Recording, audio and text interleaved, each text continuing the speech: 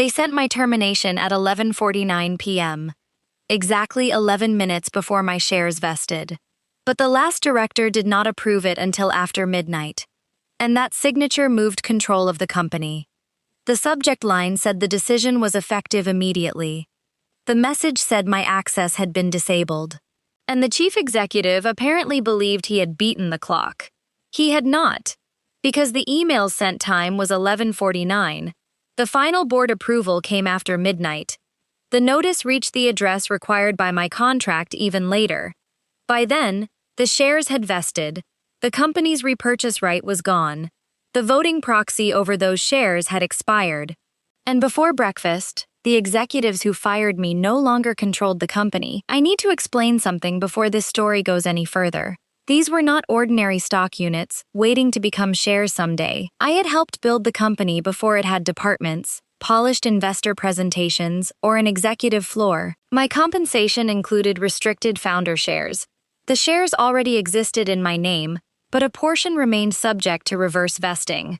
If my service ended before a scheduled vesting event, the company could repurchase the unvested portion under the terms of the stock agreement. And while those shares remained unvested, the chief executive held a voting proxy over them. That arrangement had once made sense. When investors first came in, they wanted stability. They wanted assurance that no founder could leave after a few months, while keeping enough voting power to disrupt the company. So the agreement created a balance. If I left early, the company could recover the unvested shares. If I remained through the schedule, the repurchase right would disappear, tranche by tranche, and the voting proxy would expire with it. The final tranche was scheduled to vest at midnight. It was not the largest portion economically, but under our voting agreement, it was the portion that mattered. Once those shares could be voted independently, they would join an existing group of shareholders who had already agreed to support an independent board review. Management knew that, or at least, they knew enough to be afraid of it. What they did not know was that the documents contained two different clocks: the clock displayed on an email and the clock that determined when a corporate action legally became effective. Those clocks were 11 minutes apart when they began. By midnight, they were on opposite sides of the company. If you enjoy corporate stories where the paperwork matters more than the shouting, subscribe now. Because this was not a story about revenge. It was a story about people who believed the word immediate could erase the signatures they had not yet collected. For years, I had managed the operational side of the company. I designed the systems that connected sales, compliance, finance, and customer delivery. When we had fewer than 20 employees, every serious problem eventually reached my desk. When we had hundreds, the systems I built made it possible for many of those problems to be resolved before anyone knew they existed. That was valuable when the company needed stability. It became inconvenient when certain executives wanted control without scrutiny. The shift happened gradually. Meetings I had always attended began disappearing from my calendar. Reports that normally came directly to me were routed through the chief executive's office. A new advisory group began reviewing decisions that had previously belonged to the operating team. None of that frightened me. Companies evolve. Reporting structures change. What concerned me was the timing. The changes intensified during the final month before my shares vested. The board received a proposal to increase executive authority. The chief executive wanted power to approve related party contracts without full committee review. He also wanted a new financing structure that would dilute several early shareholders. I opposed both proposals. Not emotionally, not publicly. I circulated a memorandum explaining the governance risks, identified the conflicts requiring independent review, and asked that the board receive outside advice before voting. The chief executive called the memorandum unnecessary. He said the company needed speed. I said speed did not eliminate fiduciary process. After that meeting, my weekly executive sessions stopped. My authority was reduced without a written explanation. The general counsel began communicating with me through formal email chains instead of direct conversations. And 3 days before the vesting event, Human Resources asked me to confirm the personal email address listed in my employment agreement. That was the moment I understood what they were preparing to do. They were not merely reducing my influence, they were trying to end my service before the final tranche vested. If they succeeded, the company could repurchase those shares. The chief executive would keep the proxy long enough to push the financing proposal through, and the group requesting an independent review would remain below the voting threshold established in our documents. I did not confront anyone. I did not copy company files. I did not delete anything, change anything, or secretly record a conversation. I opened the agreements already stored with my personal legal records. Then I read every definition again: service, termination date, effective notice, board approval, vesting time, proxy expiration. The chief executive had focused on one sentence: service must continue through the vesting time. He had apparently skipped the sections explaining when service legally ended. The employment agreement required two conditions for a company-initiated termination. First, the termination had to be duly authorized under the company's governing documents. Second, written notice had to be delivered to the address specified in the agreement. Our bylaws place the removal of my officer position with the board. The directors could approve the action during a properly called meeting, or they could act without a meeting by completing a written consent. They chose the written consent route. That decision created the first clock. A draft could circulate at any time.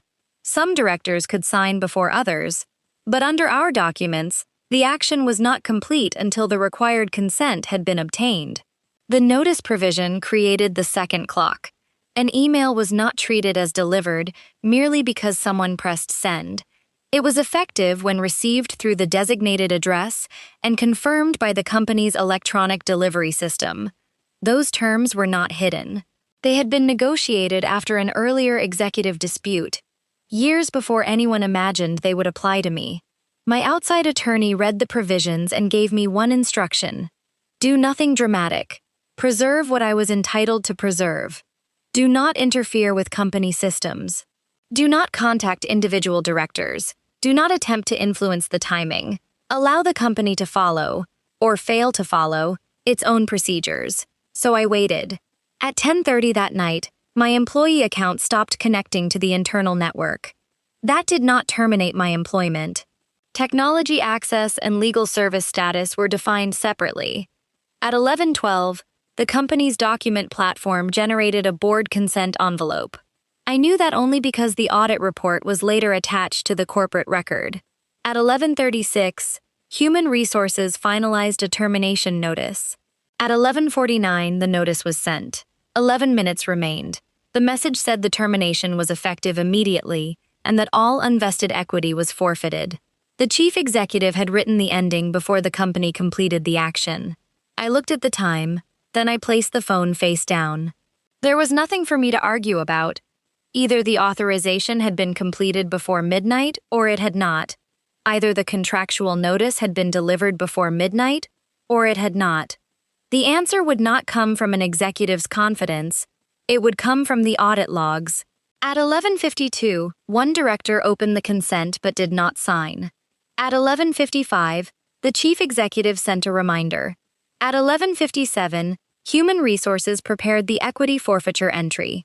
At 11:58, the finance system queued the repurchase calculation. Everyone on their side appeared to believe the important action had already occurred. They had sent the notice. They had disabled access. They had prepared the paperwork. But preparation is not completion. At midnight, the final tranche vested under the stock agreement. The company's repurchase option over that tranche expired. The voting proxy tied to those unvested shares expired with it. The shares did not suddenly appear. They had been issued years earlier. What changed was the restriction surrounding them. 1 minute after midnight, the consent still lacked the final required signature. Several minutes later, the remaining director completed it. Only after that did the electronic delivery system confirm receipt of the notice through the address specified in my agreement. The order was simple. First, vesting. Second, completed board authorization. Third, contractual receipt of notice. Management had treated the 11:49 cent time as the beginning and end of the analysis. It was neither. The next morning, Human Resources entered the termination into the equity system using the previous day as the effective date. That backdating attempt did not alter the audit trail. The platform recorded when the entry was made. The board portal recorded when each director signed. The mail gateway recorded when the message was received.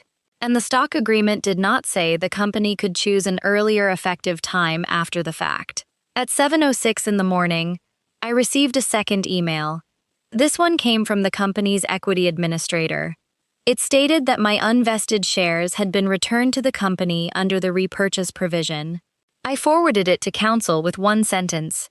Please compare this statement with the board consent and delivery records. Then I made coffee. The company's general counsel received the question shortly after the workday began. At first, legal treated it as an ordinary equity dispute.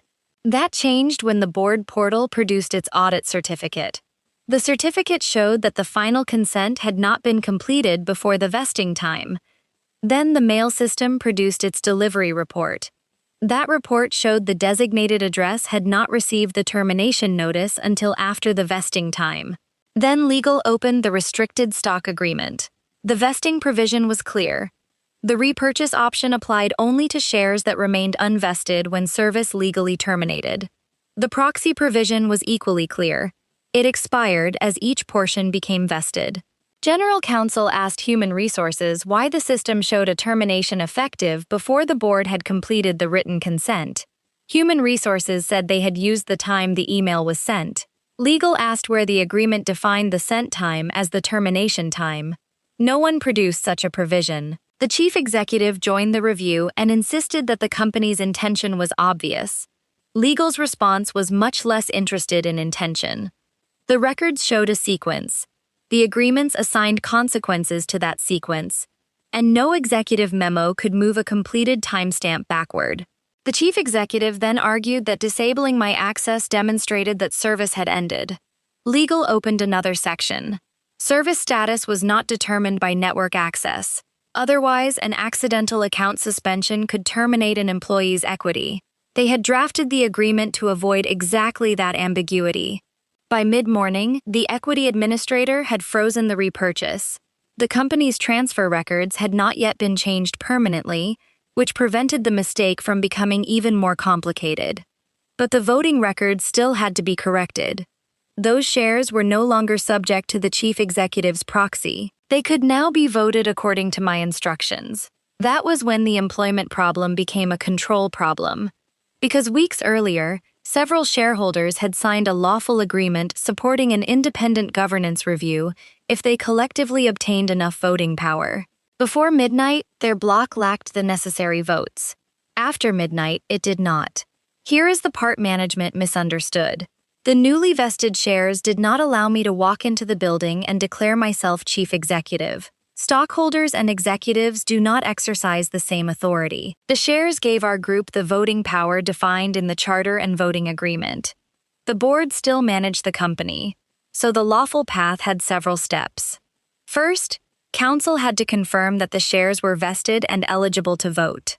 Second, the stock ledger had to reflect that the proxy had expired. Third, the shareholder group had to complete the written consent permitted by the company's certificate of incorporation.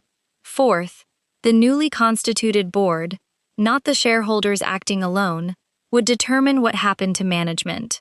There was no dramatic raid, no security team switching sides, no password suddenly opening every system. There were agreements, signatures, and delivery confirmations. My counsel sent a preservation notice requesting that the company retain the board consent envelope, mail logs, equity records, and communications concerning the timing of my termination. The shareholder group then delivered a written consent, calling for 3 actions permitted by the company's governing documents. The first replaced 2 directors whose terms allowed removal under the charter. The second appointed independent replacements who had no role in the attempted termination. The third directed the board to review the financing proposal and the effort to repurchase my shares. The chief executive received the consent shortly before noon. He called it invalid. General counsel did not agree. He said the company first had to resolve the voting status of my shares. The chief executive demanded that the stock ledger show the shares as repurchased. The equity administrator refused to make that entry, while the dispute remained unresolved. That refusal mattered. Corporate control is not established by the loudest person in the conference room. It is established through valid shares, valid votes, and valid corporate action. The chief executive had spent the previous night trying to remove my voting power before it matured. Instead, his rushed procedure had supplied the evidence proving that it matured first. The email was sent at 11:49. The termination was not effective at 11:49. That difference was 11 minutes on the clock. On the cap table, it was the difference between control and accountability. The emergency meeting began that afternoon. The chief executive attended. So did the chief financial officer, general counsel, the head of human resources, and the directors whose signatures appeared on the consent. My attorney and I joined remotely for the portion concerning the equity record. General counsel presented a timeline without adjectives. That was what made it devastating. The termination notice had been sent 11 minutes before vesting. The board action authorizing it had been completed after vesting. The contractual delivery confirmation came later still. The equity forfeiture entry had been prepared in advance but entered after the fact. The system had used an effective date unsupported by the completed corporate record. The chief executive argued that everyone understood what the board intended. One director asked why the consent had been circulated so late. Another asked why the matter had not been considered during a properly called board meeting. Human Resources explained that management wanted to complete the termination before the vesting deadline. That answer changed the temperature of the room. Until then, they could have argued that the timing was accidental. Now the company's own explanation established that avoiding the vesting event had been the objective. That did not automatically prove an unlawful motive, but it made the missing procedures impossible to dismiss as harmless. General counsel then displayed the proxy clause. While the shares remained unvested, the chief executive could vote them. When they vested, the proxy expired. The final tranche had therefore changed the voting calculation before the termination became effective. The shareholder consent had been signed using the corrected calculation. The chief executive asked whether the board could simply amend the records. General counsel said the company could correct genuine errors. It could not invent a pre-midnight authorization that did not exist. Then the chief executive suggested ratifying the action retroactively. Counsel explained that ratification might address some defective corporate acts, but it would not necessarily recreate a forfeiture condition that had already lapsed under a separate contract. That issue would invite litigation, discovery, and an immediate request for injunctive relief. The room became quiet. Not because anyone had suddenly developed sympathy for me, because everyone had finally calculated the risk. The independent directors asked for a recess. During that break, the company's outside corporate counsel reviewed the charter, bylaws, stock agreement, voting agreement, and written consent. The answer came back in careful language. The employment termination could remain effective after the completed authorization and notice. I was not automatically entitled to return to my executive position, but the shares had vested first. The repurchase right had therefore lapsed as to that tranche. The voting proxy had expired, and the shareholder consent had been delivered with sufficient voting power under the company's documents. That distinction mattered to me. This was not a story where every action management took disappeared. They could terminate my employment if they followed the agreement. What they could not do was pretend the termination had occurred earlier merely because the earlier time would have produced a better equity result. The written shareholder consent became effective. 2 board seats changed. The reconstituted board immediately held a properly noticed meeting. Its first resolution preserved every record relating to the termination and proposed financing. Its second created a special committee composed entirely of independent directors. Its third placed the chief executive on administrative leave, while the committee reviewed whether he had used company authority to manipulate the cap table and avoid oversight. The chief financial officer remained in place to protect operations. The general counsel reported directly to the special committee. No one was escorted out in handcuffs. No one lost access to personal property. No one was threatened. The company continued operating. That was intentional. I had not spent years building the business only to damage it for the satisfaction of watching one executive panic. The objective was not destruction, it was control restored to a process that could survive scrutiny. That evening, the chief executive sent me a message through counsel. He proposed that the shareholder consent be withdrawn in exchange for reinstatement, accelerated equity, and a board observer position. I declined. Reinstatement would have turned an institutional failure into a private settlement. The issue was no longer whether I had a job. The issue was whether corporate authority could be used to alter ownership by racing an incomplete process against midnight. The special committee's review lasted several weeks. It examined the proposed financing, the planned repurchase of my shares, and the communications leading to the termination. The findings did not depend on secret recordings or anonymous leaks. They came from ordinary records, calendar invitations, board drafts, messages discussing the vesting deadline, instructions to disable access before authorization had been completed, requests that human resources enter an earlier effective date, and a cap table model showing what management expected the voting power to look like after the repurchase. The model was especially important. It demonstrated that the termination and financing proposal were not independent events. Management expected the company to recover the unvested shares. The chief executive expected to continue voting them through the proxy until the repurchase was processed, and the proposed financing was scheduled for approval immediately afterward. The sequence would have reduced the influence of the shareholders requesting independent review. The committee did not describe the plan as criminal. It did not need exaggerated language.